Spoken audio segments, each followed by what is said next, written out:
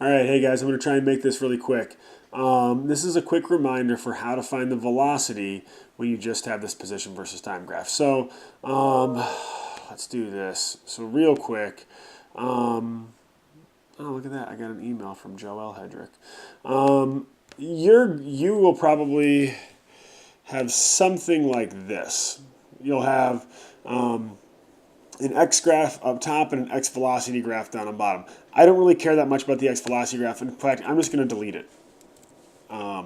I really only care about this x graph right here. So if you don't see an x, you're not using the right graph. Now, you should have some sort of a pretty straight line.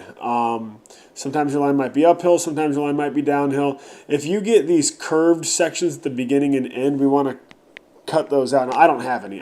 Mine's pretty straight, but you want to select a section of line that's pretty straight.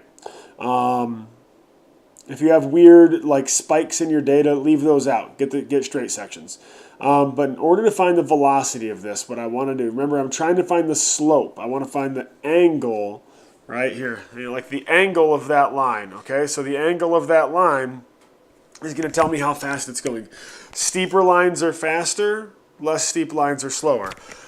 So the tool I use is right up here at the top. Hopefully you guys can see this. So it's right here.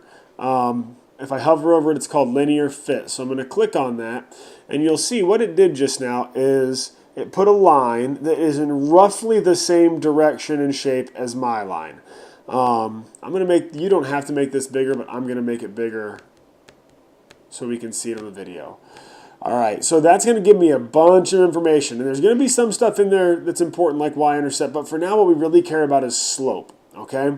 So if I was trying to measure the velocity of this object, then I would write down for my slope negative 2.271 meters per second. So that's what I want you guys to write down when you're trying to find the velocity of your, in this case, it's your sign that you're moving back and forth. So that's what we want to write down. Hopefully we got that. If you have questions, ask around the room a little bit. There's probably going to be some people that this comes to pretty easily. But we want to be able to measure this by the time I get back on Monday. This needs to be a skill that we're good at. So, all right, there you go. Good luck, guys.